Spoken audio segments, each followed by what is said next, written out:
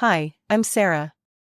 Today I'm going to read you the story of Emily, which is titled like this: Mom gave me an empty box for my birthday, saying, the perfect gift for someone who does nothing for her family. So I filled it with all the receipts I had been paying for years, and gave it back to her for her birthday. She called in tears. Well, let's go. My name is Emily, and I'm about to tell you about the worst birthday of my life. Well, it started as what I thought would be the best one. I was turning 30, which felt like a big deal. Not in a bad way, I was actually excited about it. I owned 3 pizzerias in town, and business was good. Really good. I'd worked my ass off for the past 8 years to build this from nothing, starting with just one tiny place that barely had enough room for 4 tables. Now I had employees, fancy ovens, and customers who came back every week asking for Emily's special. So for my 30th, I decided to throw a real party. Not some bar crawl or house party, but something nice at my main pizzeria, the first one I opened. I closed it down for the evening and hired a catering company to handle the food so I could actually enjoy myself. I invited about 20 people: my parents David and Susan, my younger brother Jake who's 26, my sister Mia who's 24, plus aunts, uncles, cousins, and a few close friends. The party was set for Saturday night at 7. I spent the whole week getting ready, picking out decorations, making sure everything would be perfect. I even bought this gorgeous black dress that made me feel like $1,000,000. This was going to be my night. I got to the restaurant around 5 to make sure everything was set up right. My friend Sarah, who's basically like a sister to me, showed up early to help. This looks fantastic," she said, looking around. "Your parents are going to be so proud." That made me smile. My parents had always supported my business dreams, even when everyone else thought I was crazy for dropping out of college to start a pizza place. Guests started arriving around 7. My Uncle Tom came first with his wife Linda, then my cousin Rachel with her husband. My friend Mike from high school showed up with his girlfriend. Everyone was complimenting the setup, telling me how successful I looked, asking about the business. I was having a great time, but I kept checking my phone and looking toward the door. Where were my parents? Where were Jake and Mia? By 7:30, I was starting to worry.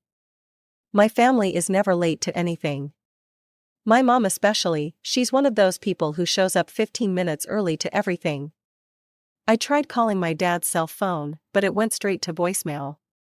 "Hey Dad, just wondering where you guys are. The party's already started. Call me back." I tried to focus on my other guests, but it was hard. My Aunt Linda kept asking where my parents were, and I had to keep making excuses. "Oh, they're probably just running late," I said, forcing a smile. "You know how traffic can be." But I didn't believe it myself, something felt wrong. By 8 o'clock, I was genuinely freaked out. I excused myself and went to the bathroom to call my mom's phone, no answer. Then Jake's phone, straight to voicemail. Mia's phone, same thing. I started texting them. "Where are you guys? Everyone's asking about you." No response. "Mom, please call me back, I'm worried." Nothing. "Jake, are you okay? The party started an hour ago." Read but no reply. That's when the really terrible thoughts started creeping in. What if something had happened? What if they'd been in an accident on the way over? What if someone was hurt? I went back out to the party, but I couldn't concentrate on anything. People were making toasts, telling funny stories about me, but I felt like I was watching it all happen to someone else. Sarah kept giving me concerned looks, and my Uncle Tom asked if everything was okay. Around 8:45, just when I was about to excuse myself to drive to my parents' house to check on them, this guy in a delivery uniform walked into the restaurant. He looked around, then approached me. "Are you Emily?" he asked. "Yes, that's me. I have a delivery for you, someone asked me to bring this to your party." He handed me this box wrapped in shiny silver paper with a big white bow. It was about the size of a shoebox, but when I took it from him, I was surprised by how light it felt. like there was almost nothing inside. Everyone at the party gathered around as I held the box. "Open it, Sarah said. "Maybe it's from your parents." My heart jumped. Maybe this explained everything. Maybe they'd planned some kind of surprise and that's why they weren't here yet. I carefully untied the bow and peeled back the wrapping paper. Inside was a plain white cardboard box. I lifted the lid, expecting to see something wonderful. The box was completely empty. I stared into it, confused. Everyone around me went quiet. I turned the box upside down and shook it, thinking maybe there was something small inside that I'd missed. Nothing. "That's weird," my cousin Rachel said. "Maybe there's a note?" Sarah suggested. I checked the box again, looked at the wrapping paper, examined everything. There was nothing, just an empty box. I felt my face getting hot with embarrassment. Everyone was staring at me, waiting for an explanation I didn't have. What kind of sick joke was this? That's when my phone rang. I looked at the screen and saw Mom calling. Finally. "Excuse me," I said to my guests, my voice shaky, "I need to take this." I walked outside into the cool evening air, my heart pounding. I answered the phone with shaking hands. "Mom? Where are you guys? Everyone's been asking about you and I've been worried sick." "Are you okay? Did you get our gift?" she asked, completely ignoring my questions. "You mean the empty box? That was from you guys?" "Yes, that was from us, the perfect gift for someone who does nothing for her family." I actually had to lean against the wall of the building because my legs felt weak. "What are you talking about? I don't understand." My mother laughed, but it wasn't a happy laugh, it was cruel. "Oh, I think you understand perfectly well. You remember last month at dinner, don't you, Emily? We asked you for help with something important to us. A family trip to Mexico, 2 weeks for all of us. And what did you say?" My heart sank as I remembered. They'd asked me to pay for a vacation for the 4 of them, my parents, Jake, and Mia. It would have cost about $15,000 total. "Mom," I explained that I couldn't do it right then. "All my money is tied up in the business right now. I'm expanding, buying new equipment, renovating the second location. I told you I could pay for a family trip at Christmas and even go with you guys." "Oh yes, your precious business," she said sarcastically. "Always more important than your family." "That's not fair, my business supports all of us." And I said I could do it later, just not right now. Later, always later with you. Do you know how embarrassing it was for us to have to tell our friends that we couldn't afford to go on vacation because our successful daughter wouldn't help us? I couldn't believe what I was hearing. "Mom, that's not what happened at all. I said I needed a few months to free up the money. Well, we decided to show you what it feels like to be disappointed." "How did it feel, Emily, opening that empty box in front of all your guests? How did it feel to be humiliated?" Tears started running down my face. I couldn't help it. "You did this on purpose? You humiliated me in front of everyone on my birthday because I couldn't give you money right away? Consider it a lesson," she said coldly. "Maybe now you'll think twice before putting your business before your family." I wiped my face with the back of my hand, trying to pull myself together. "I can't believe you would do this to me." "Oh, but we're not done yet," my mother continued. "You still have a chance to make this right. My birthday is in 2 weeks, and I'm expecting a very special gift from you. Something that shows you've learned your lesson." "What kind of gift?" I asked, though I already knew what she meant. "I think you know exactly what I mean. $15,000 should cover it nicely. For the Mexico trip you denied us." My mouth fell open. After everything they'd just put me through, they still expected me to pay for their vacation? "Mom, I have to go now," she interrupted. "But think about what I said, Emily, 2 weeks. Don't disappoint us again." She hung up. I stood there in the parking lot, holding my phone and crying. I couldn't believe my own family had set me up like this. They'd planned the whole thing, not coming to my party, sending the empty box, making me look like an idiot in front of everyone.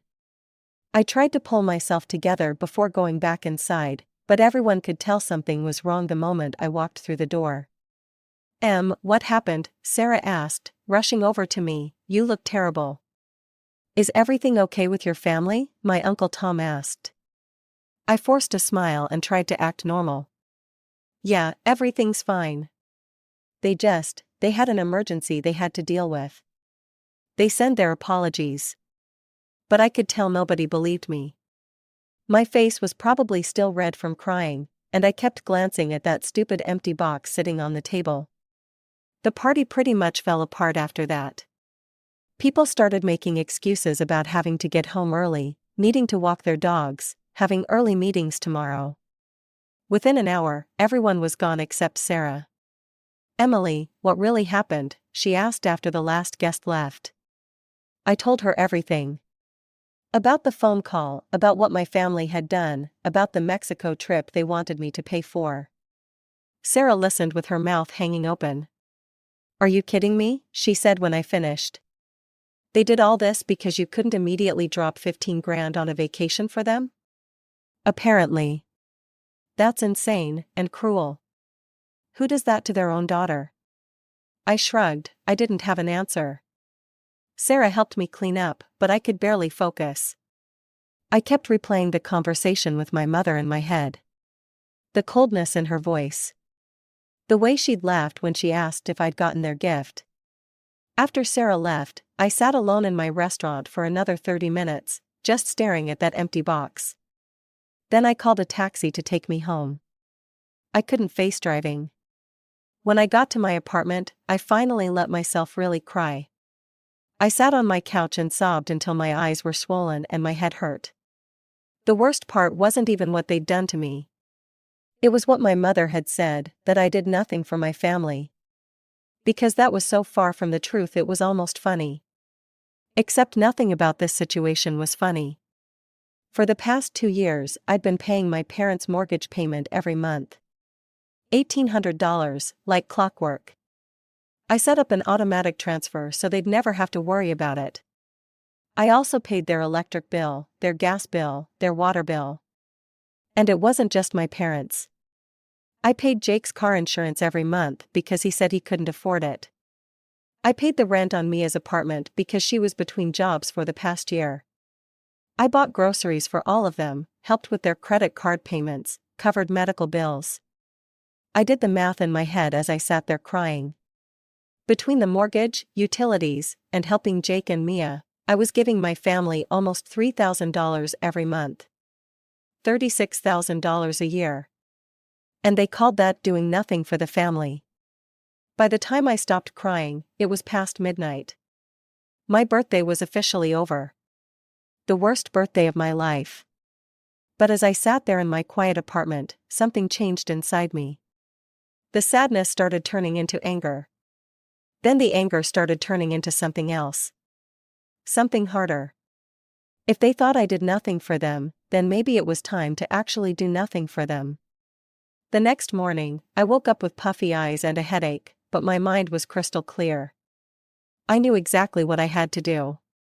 I made myself coffee and sat down at my kitchen table with my laptop. First, I opened my banking app and went to the automatic transfer section. There they were, all the monthly payments I'd been making to my family. Mortgage payment to my parents, $1,800, canceled. Electric bill payment, $120, canceled. Gas bill payment, $85, canceled. Water bill payment, $65, canceled. Jake's car insurance, $180, canceled. Mia's rent, $950, canceled. I clicked through each one, canceling every single automatic payment. It felt weird, like I was cutting invisible strings that had been connecting me to them for years. Then I called my bank. "Hi, this is Emily Martinez. I need to request a full statement of all transfers I've made from my account over the past 2 years. Can you email that to me?" "Of course, Ms. Martinez. We'll have that sent to your email address within 2 business days." After I hung up, I went to my filing cabinet and pulled out a big box where I kept all my important papers. I started going through it, looking for every single receipt and bill I'd paid for my parents. Utility bills, property tax payments, insurance payments, medical bills, everything. It took me 3 hours, but I found them all. I made copies of everything and organized them by date. The pile was huge. I couldn't believe how much money I'd been spending on them. I put all the copies in the empty box my mother had sent me. It seemed perfect. They'd given me an empty box, so I'd fill it up with proof of everything I'd actually done for them. For the next 2 weeks, I felt lighter than I had in years. My restaurants were doing great. I'd been working on opening a 4th location, and without the constant drain of family expenses, I actually had the cash flow to move forward with it faster than I'd planned. 2 days before my mother's birthday, she texted me. "Emily, I hope you've been thinking about what we discussed. I'm expecting you to make things right. My birthday dinner is Saturday at 6 p.m. I've told all my friends that you have a special surprise for me."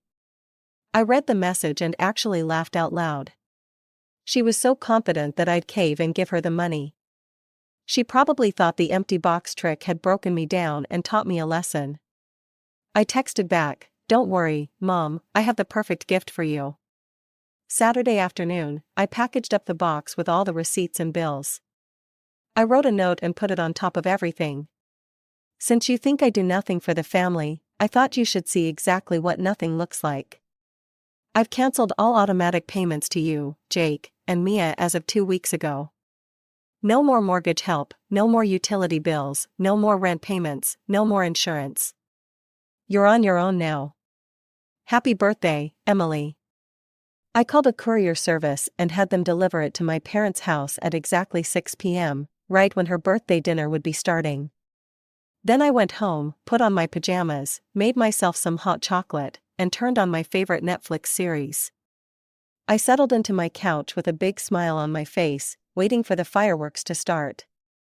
At 6:45 p.m., I got a notification that the package had been delivered. I turned my phone on silent and kept watching my show. By 7:30, my phone was lighting up constantly with calls and texts.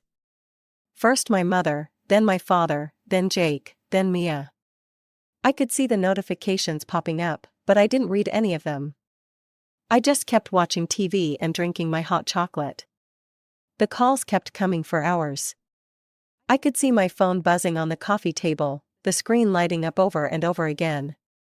It was almost funny how predictable they were. Around 10 p.m., I finally looked at my phone. 43 missed calls. 67 text messages. I didn't read any of them, I just deleted them all without opening them. Then I turned my phone completely off and went to bed. I slept better than I had in months. The next morning, I turned my phone back on. There were already 15 new missed calls and 28 new messages from overnight. I deleted those too without reading them. Around noon, my mother called again. This time, I decided to answer, "Hello, Mom." She was crying, "Emily, how could you do this to me? How could you be so cruel?" "What do you mean?" "You know exactly what I mean. That horrible box you sent me." I was so embarrassed in front of all my friends. I took a sip of my coffee. "Oh, you mean the box with all the receipts showing how much money I've been giving you guys? What was embarrassing about that? I told everyone you had a special surprise for me. And then when I opened it at the dinner table, all those papers fell out everywhere. Everyone started asking questions." "What kind of questions?"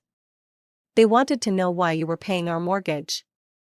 Some of them were at your birthday party 2 weeks ago, and they remembered us not showing up and you getting that empty box. They put 2 and 2 together." I smiled. "That must have been awkward for you. Emily, you can't do this to us. We're family, you have to help us." "Actually, Mom, I don't. You made it very clear that you think I do nothing for the family. So I decided to actually do nothing. Isn't that what you wanted?" "We didn't mean it like that. We were just upset about the vacation." "Well, now I'm upset about being humiliated at my own birthday party." Funny how that works. Emily, please, we're sorry. We made a mistake. But you can't just cut us off like this. Watch me. But the mortgage. We can't afford the mortgage without your help. Sounds like a you problem, not a me problem. She started crying harder. Please, Emily, we'll do anything. We'll apologize publicly. We'll tell everyone we were wrong. Just please don't do this. Too late, Mom, you had your chance to treat me with respect, and you chose to humiliate me instead. Now you get to live with the consequences. But we're family. Family doesn't treat each other the way you treated me. I'm done. I hung up and immediately blocked her number. Then I blocked my dad's number, Jake's number, and Mia's number. A few days later, Jake showed up at my main pizzeria. I was in my office doing paperwork when my manager knocked on the door. Emily, your brother is here and he's demanding to see you. He seems really upset. I sighed, I should have seen this coming. Let him in, but stay close by in case I need you. Jake burst through the door like a tornado. His face was red and he looked like he hadn't slept in days. Emily, what the hell is wrong with you? You need to give me money for rent right now. My landlord is threatening to evict me. I didn't even look up from my computer. That sounds like a personal problem, Jake. A personal problem? Are you kidding me? You've been paying my rent for over a year. You can't just stop. Actually, I can, and I did. He started pacing around my small office, getting more agitated. This is insane. I can't afford to live on my own. I need that money. Then maybe you should get a better job. Or a second job, or learn to budget. Don't talk to me like I'm a child. I finally looked up at him, then don't act like one. You're 26 years old, Jake. It's time to grow up. He stopped pacing and stared at me. I can't believe you're doing this to your own family. What happened to you? What happened to me? You guys humiliated me at my own birthday party because I couldn't immediately drop 15 grand on a vacation for you. That's what happened to me. That was Mom's idea, not mine. And you went along with it. You didn't call me, you didn't text me, you didn't show up. You were all in on it. Jake ran his hands through his hair. Okay, maybe that was wrong. But this is too far, Emily. I'm going to lose my apartment. Then move back in with Mom and Dad. I'm sure they'd love to have you. You don't understand. Without your money, they can barely afford their own house. There's no room for me and Mia both. I shrugged. Sounds like you all need to figure out how to be independent adults. That's when Jake lost it completely. He started yelling and tried to sweep everything off my desk. I pressed the panic button under my desk, and within seconds, my security guards were in the room.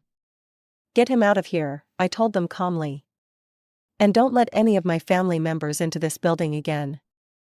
As they dragged Jake out, he was screaming. This isn't over, Emily. You can't do this to us. But it was over, at least for me. Over the next few weeks, Mia tried a different approach. She started texting me from different phone numbers since I'd blocked her original one. The messages started out angry, then became sad and pleading. Emily, please, I'm desperate, I have to move out of my apartment next week. I never did anything to hurt you. Why are you punishing me for what Mom did? I'm your little sister, please don't abandon me. I deleted every message without responding. If she wanted help, she could get a job like everyone else. Months passed. I threw myself into my work and opened that fourth pizzeria. Business was booming. Without the family expenses, I was saving more money than I ever had before. I started taking actual vacations, something I'd never been able to afford when I was supporting 4 other adults. I heard through my Aunt Linda that Jake and Mia had both moved back in with my parents. All 4 of them were working now. My dad had taken a part-time job, my mom was working at a grocery store, Jake was doing construction, and Mia finally got a job at a call center. They were struggling to make the mortgage payments, but they were managing. Barely. My Aunt Linda tried to play peacemaker a few times, suggesting that maybe enough time had passed and I should consider forgiving them. But I wasn't interested. They'd shown me exactly how they really felt about me, and I wasn't going to forget that. 6 months after my birthday disaster, I was at my newest restaurant checking on the evening rush when I saw a familiar figure through the window. It was my mother, standing outside on the sidewalk, just staring at the building. I watched her for a few minutes. She looked older, more tired. Her hair was grayer and she'd lost weight, but I didn't feel sorry for her. She'd made her choices. After about 10 minutes, she walked away without coming in. That happened a few more times over the next couple of months. She'd show up at one of my restaurants and just stand outside, never coming in, never trying to talk to me. I think she was hoping I'd see her and feel guilty enough to come outside and talk to her. But I didn't feel guilty, I felt free. A year after my 30th birthday, I was doing better than ever. I'd opened a 5th pizzeria and was considering franchising my business. I was dating someone new, a great guy who owned his own construction company and actually paid for his own dinners when we went out. I heard through the family grapevine that my parents had managed to keep their house, but just barely. Jake and Mia were still living with them, all of them working to make ends meet. They'd given up on their dream of vacationing in Mexico, obviously. Sometimes I wondered if I'd been too harsh. Sometimes I thought about calling them and seeing if we could work things out. But then I'd remember standing in that parking lot on my birthday, crying while my mother explained how they'd planned to humiliate me.